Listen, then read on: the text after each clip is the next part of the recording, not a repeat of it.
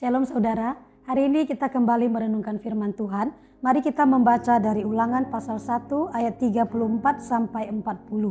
Saya akan bacakan ayat 34 sampai ayat yang ke-38 saja. Riwayat hukuman atas Israel. Ketika Tuhan mendengar gerutuanmu itu, ia menjadi murka dan bersumpah, tidak seorang pun dari orang-orang ini, angkatan yang jahat ini akan melihat negeri yang baik yang dengan sumpah kujanjikan untuk memberikannya kepada nenek moyangmu, kecuali Kaleb bin Yefune, dialah yang akan melihat negeri itu, dan kepadanya dan kepada anak-anaknya akan kuberikan negeri yang diinjaknya itu, karena dengan sepenuh hati ia mengikuti Tuhan. Juga kepadaku Tuhan murka oleh karena kamu, dan ia berfirman, juga engkau tidak akan masuk ke sana.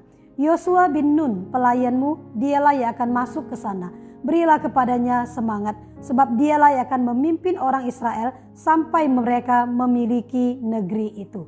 Sampai sedemikian pembacaan firman Tuhan. Saudara-saudara yang adalah orang Kristen, saudara dan saya orang Kristen, berarti kita adalah orang-orang yang percaya kepada Tuhan Yesus. Apakah benar saudara dan saya adalah orang yang percaya kepada Tuhan Yesus? Percaya dalam arti apa? Apakah kita sudah mencapai percaya yang sepenuh hati, yang sesungguhnya, yang dimana kita itu bisa mempercayakan hidup kita kepadanya?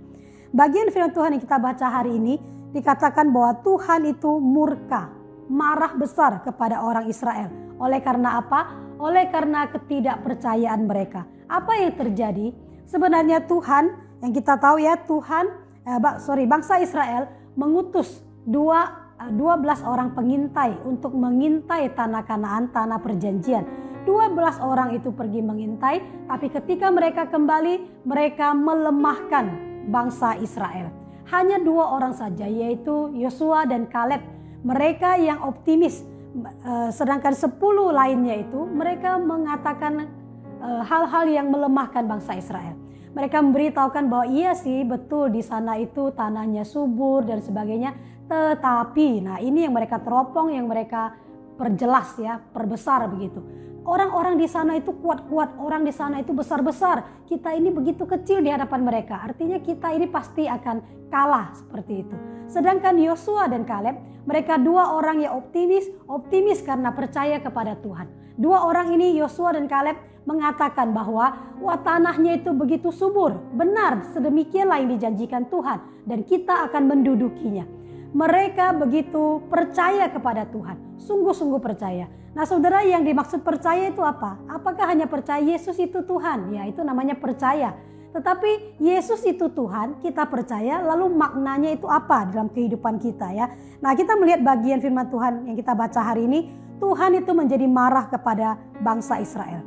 Karena mereka bukan hanya sekali 2 kali. Mereka sudah berkali-kali Tuhan tunjukkan kuasa Tuhan, kasih dan kesetiaan Tuhan. Bahkan melalui hal-hal yang spektakuler ya, melalui mujizat-mujizat yang ditunjukkan. Mereka percaya, mereka senang, mereka teguh imannya, tapi sebentar kemudian mereka lemah lagi. Ya itu artinya tidak teguh imannya kepada Tuhan. Ini adalah kepercayaan yang tidak sepenuh hati saudara. Dan bukan hanya sampai di situ ya. Apa akibatnya dari kepercayaan yang tidak sepenuh hati, artinya tidak sungguh-sungguh percaya kepada Tuhan? Akibatnya di bagian ini mencatat bahwa Tuhan itu marah, murka, dan mereka jadi tidak mendapatkan tanah perjanjian yang Tuhan janjikan. Tanahnya akan didapat bangsa Israel, tapi mereka ini, angkatan yang tidak percaya ini, mereka tidak pernah sampai ke sana. Yang sampai ke sana, yang menikmati segala berkat Tuhan janjikan itu adalah anak cucu keturunan mereka. Nah saudara yang kasih Tuhan, sebaliknya apa yang terjadi dengan orang yang percaya sungguh-sungguh kepada Tuhan, yang imannya itu hidup nyata, yaitu Kaleb dan juga Yosua. Tuhan mengatakan bahwa mereka lah yang akan masuk ke sana. Itulah berkat Tuhan bagi mereka. Berkat Tuhan bagi orang percaya akan dialami oleh orang yang sungguh-sungguh percaya. Saudara yang dikasihi Tuhan, di bagian firman Tuhan di perjanjian lama ada mengatakan bahwa orang yang bimbang hatinya itu tidak akan menerima apa-apa dari Tuhan. Kalau kita sungguh percaya kepada Tuhan, percayakanlah hidup kita. Jangan kita menjadi seperti ke-10 orang itu dan juga sebagian besar orang Israel pada waktu itu. Begitu ada tantangan di depan mereka, percaya mereka itu menjadi luntur, menjadi lemah ya. menjadi berkurang percayanya. Tuhan tidak berkenan akan hal ini. Saudara dikasihi Tuhan, apa yang ada di hadapan kita pada saat ini? Mungkin di hadapan kita sudah ada terlihat ada tantangan yang besar. Mungkin juga belum, suatu saat nanti tantangan, masalah itu besar, masalah itu datang kepada kita. Tapi biarlah kita belajar dari bagian firman Tuhan ini, bahwa kita adalah orang percaya, harus sungguh-sungguh percaya kepada Tuhan, dan Tuhan akan memberikan sesuai dengan iman kita apa yang kita percaya itu.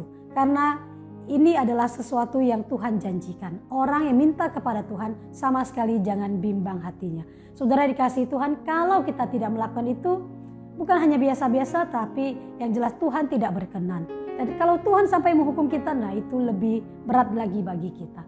Marilah kita belajar hari ini menjadi orang yang sungguh-sungguh mempercayakan hidup kita kepada Tuhan. Ada tantangan apapun, sebesar apapun, Tuhan kita lebih besar dan kita percaya Tuhan mampu menolong kita. Tuhan akan memimpin, memberkati hidup kita. Kiranya firman Tuhan ini memberkati kita. Amin.